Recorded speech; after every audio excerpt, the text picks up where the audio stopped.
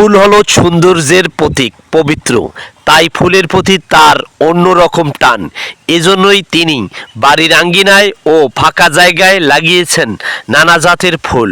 শুধু যে নিজের বাড়িতেই ফুল লাগিয়েছেন তা নয়, লাগিয়েছেন নিজের পৈতৃক জমিতেও। বর্তমানে তার বাড়ির বাগানে রয়েছে ছোট বড় প্রায় 152 ফুলের গাছ। ফুলপ্রেমী এই ব্যাংকারের নাম মোহাম্মদ আরিফুজ্জামান রুবেল। তার বাড়ি লালমনিরহাটের আদিতমারি উপজেলার 1 নং দুর্গাপুর ইউনিয়নের 5 নং ওয়ার্ডের দিগলটারি গ্রামের মান্নানের চৌপতি এলাকায়। তিনি জনতা ব্যাংক পিএলসি আদিতমারি শাখার অফিসার। ফুলের প্রতি ভালোবাসার গল্প শুনিয়েছেন ব্যাংকারের নাম মোহাম্মদ আরিফুজ্জামান রুবেল। কৃষি প্রযুক্তি সম্প্রসারণ প্রদর্শনী। বাংলাদেশ চর এলাকায় আধুনিক কৃষি প্রযুক্তি সম্প্রসারণ প্রকল্পের আওতায় লালমনিরহাটের আদিতমারি উপজেলা কৃষি অফিসের বাস্তবায়নে কৃষি প্রযুক্তি সম্প্রসারণ প্রদর্শনী হিসাবে ও ব্যক্তি উদ্যোগে মোহাম্মদ আরিফুজ্জামান রুবেল ও তার স্ত্রী মোসাম্মদ মনিরা খাতুন ফসল প্রযুক্তি সূর্যমুখী জাত হাইসান 33 গত বছরের 25 নভেম্বর স্থাপন করেন, যা রবি 25-26 মৌসুমে দুর্গাপুর ব্লকে। জমির পরিমাণ 3 বিঘা। এছাড়াও অন্যান্য ফুল রয়েছে 1.5 বিঘা। মোট ফুলের জমির পরিমাণ 4.5 বিঘা। ফুলের বাড়ি। মোহাম্মদ আরিফুজ্জামান রুবেল ও মোসাম্মদ মনিরা খাতুন দম্পতির একমাত্র কন্যা, শিশুর নাম মোসাম্মদ আয়শা স্নিগ্ধা ফুল। তার নাম অনুসারে দিগলটারি গ্রামের বাড়িটির নামকরণ করা হয়েছে ফুলের বাড়ি। ফুলের প্রদর্শনী। আয়শা স্নিগ্ধা ফুলের পৃথিবীতে আগমন উপলক্ষে ফুলের প্রদর্শনী হচ্ছে। এখানে থাকছে 4টি প্লট। আসসালামু আলাইকুম, আমি মোহাম্মদ হাবিবুর রহমান। আমি মোহাম্মদ আরিফুজ্জামান, যিনি অত্র প্রজেক্ট বা বাগানের মালিক, তার একজন সহকর্মী। আমার বাড়ি মোগলহাট ইউনিয়নে। তিনি যখন থেকে বাগানটা করা শুরু করলেন বা প্রজেক্টের কাজ শুরু করলেন, তখন থেকেই তিনি বিভিন্ন বিষয় আমার কাছে বা আমাদের কাছে শেয়ার করেন এবং উনি এই কাজটা পরিচালনা করার পর আমরা ব্যাপকভাবে সাড়া দেখতে পেলাম বিভিন্ন সোশ্যাল মিডিয়ায় এবং আশেপাশে যারা আছে বিভিন্ন দূর দূরান্ত থেকে তার বাগানটি পরিদর্শনের জন্য বিভিন্ন জায়গা থেকে লোক আসছে। তো ওনার অন্যতম একটি ভালো দিক, তিনি ফুলকে ভালোবাসেন। আমরা বিশ্বাস করি যিনি ফুলকে ভালোবাসেন তিনি, তার দ্বারা অনিষ্ট কোনো কিছু সম্ভব নয়। সমাজ তার থেকে অনেক কিছু পাওয়ার রয়েছে। তা আমরা আশা করব তিনি তার এই ভালো লাগাটাকে আরও বাড়িয়ে তুলুক এবং আমাদের সমাজকে আরও সুগন্ধে উদ্বেল করে তুলুক। ধন্যবাদ। আসসালামু আলাইকুম, আমি তারিফুজ্জামান রুলিন। তো আমি যিনি এই যে বাগান করেছে তার ছোট ভাই। আমার ভালো লাগে, অনেক লোকজন আসে দূর দূরান্ত থেকে। তার এই কাজটাকে আমি সাধুবাদ জানাই, যে এরকম ফুলের প্রতি ভালোবাসার মানুষ খুব কমই আছে। তাকে ধন্যবাদ এরকম একটি বাগান করার জন্য। আমার নাম মোসাম্মদ আজিজা বেগম। আমি একজন প্রাথমিক বিদ্যালয়ের সহকারী শিক্ষক।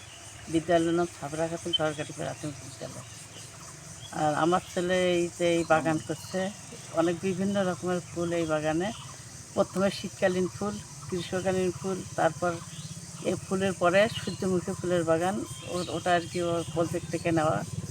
এই ফুল দেখার জন্য বিভিন্ন লোক আসে, এখানে অনেক ভিড় জমায়।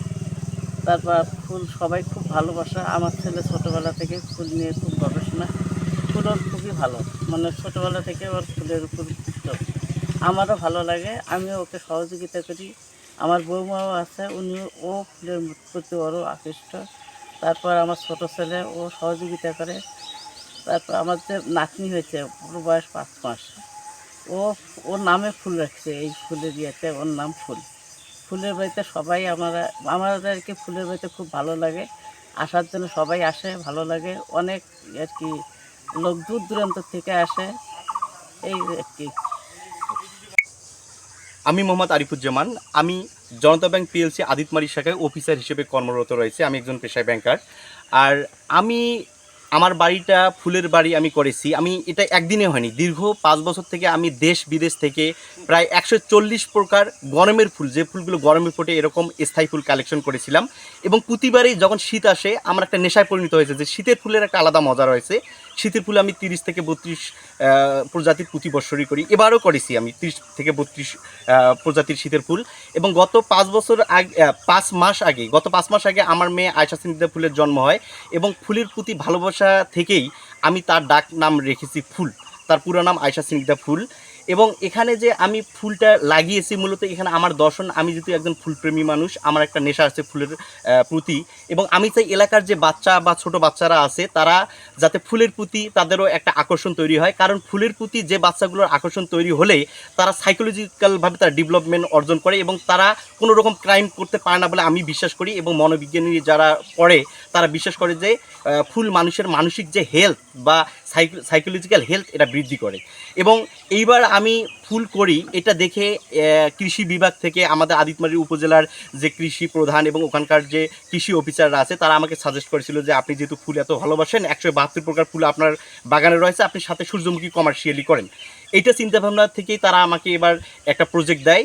এই প্রজেক্টটা তারা বীজ থেকে সার থেকে শুরু করে সার্বিক সহযোগিতা আমাকে করে। এবং যখন আমি সূর্যমুখীটা করলাম, এই আমার 172 প্রকার ফুল প্লাস 4 বিঘা সূর্যমুখীর যে সৌন্দর্য, এটা উপভোগ করার জন্য এই আমাদের যে লালমনিরহাট জেলা সহ পার্শ্ববর্তী অনেক জেলা থেকে অনেক ধরনের দর্শনার্থীরা এখানে আসে এবং ভিড় করে। আমি অবাক হই যে আসলে মানুষ ফুল ভালোবাসে। এবং যখন দেখলাম যে অনেক মানুষের ভিড় পড়েছে, দর্শনার্থীর ভিড় পড়েছে, এটা মেনটেন এটা মানে পরিচালনা করার জন্য আমার কিছু লোক নিয়োগ দিতে হয়েছে। এবং তাদের এই খরচটা বহন করার জন্য আমি একটা সামান্য নামে মাত্র একটা টিকিটের ব্যবস্থা করছি, যার মাধ্যমে দর্শনার্থীদের আসে এখানে। এবং আমার ওই যে পরিবহন মানে সার্বিক যে পরিচালনা খরচ সেটা আমি এটার মাধ্যমে আমি ব্যয়টা বহন করতে পারি।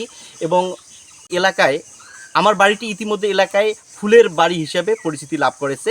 কেউ যদি ফুল দেখতে আসে, আমার এখানে 172 প্রকার ফুল, শীতের হলো 32, গরমের 142 প্রকার ফুল সহ 172 প্রকার ফুল এবং সূর্যমুখী তারা উপভোগ করতে পারবে। আচ্ছা, ভবিষ্যৎ পরিকল্পনা এবার যেহেতু আমার পুরা ক্ষেতটি মানে পুরা এরিয়াটি ছিল 4 বিঘার মধ্যে সীমাবদ্ধ, কিন্তু আমার বাড়িতে এখানে টোটাল জমি রয়েছে 8 বিঘা।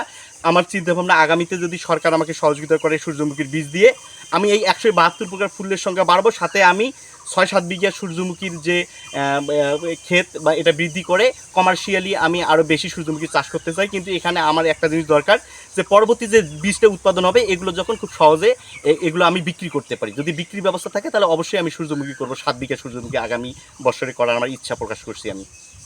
যে লালমনিরহাটের আমাদের 5টি উপজেলা আছে, তার মধ্যে আমাদের আদিতমারি উপজেলায় আমাদের বাংলাদেশের চর এলাকায় আধুনিক কৃষি প্রযুক্তি সম্প্রসারণ প্রকল্পের আওতায় 5টি প্রদর্শনী আছে সূর্যমুখী।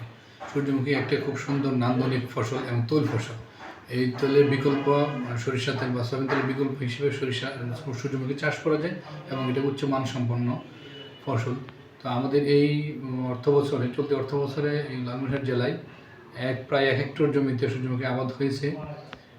তো আমরা কৃষকদেরকে যদি প্রণোদনার মাধ্যমে আরও উদ্বুদ্ধ করতে পারি, তাহলে তামাক কৃষক, যেহেতু লালমনিরহাটে সবচেয়ে বেশি তামাক হয় আমাদের বাংলাদেশে জেলাভিত্তিক চিন্তা করলেন, তা আমরা তামাক চাষিদেরকে যদি সূর্যমুখীতে কনভার্ট করতে পারি, তাহলে কিন্তু আমাদের সরিষা কিংবা সূর্যমুখী তৈলের যে আমাদের বিকল্প একটা সোর্স তৈরি হবে।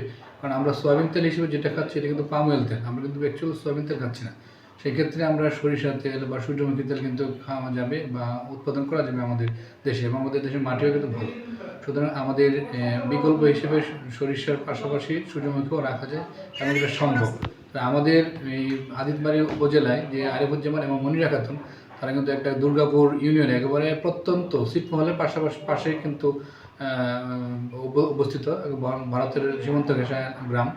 সেখানে তারা নিজস্ব উদ্যোগে 2 বিঘা এবং আমাদের প্রদর্শনী থেকে 2 বিঘা, টোটাল 4 বিঘা জমিতে ওনারা সূর্যমুখী চাষাবাদ করেছে এবং খুবই দৃষ্টিনন্দন পরিবেশ তৈরি হয়েছে, এলাকার মানুষজন উদ্বুদ্ধ হয়েছে।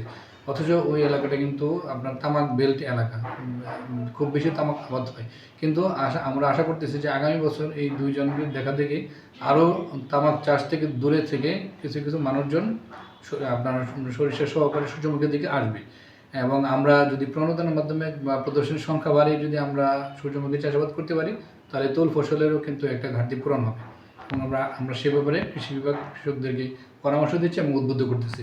সাথে সাথে যদি কৃষক যে উৎপাদিত যেই সূর্যমুখী সেটা যদি বিভিন্ন ধরনের কোম্পানি তৈল উৎপাদন করে এরকম কোম্পানি কিংবা যারা ফিডের সাথে জড়িত, বিশেষ করে পাখির খাদ্য হিসেবে কিন্তু সূর্যমুখীর বীজ খুবই মূল্যবান এবং প্রায় ধরেন 100 টাকা 120 টাকা কেজি বা তারও বেশি। সেক্ষেত্রে কিন্তু এটা খুবই ভালো একটা সাড়া পাবে। মোহাম্মদ মাসুদ রানা রাশেদ, লালমনিরহাট।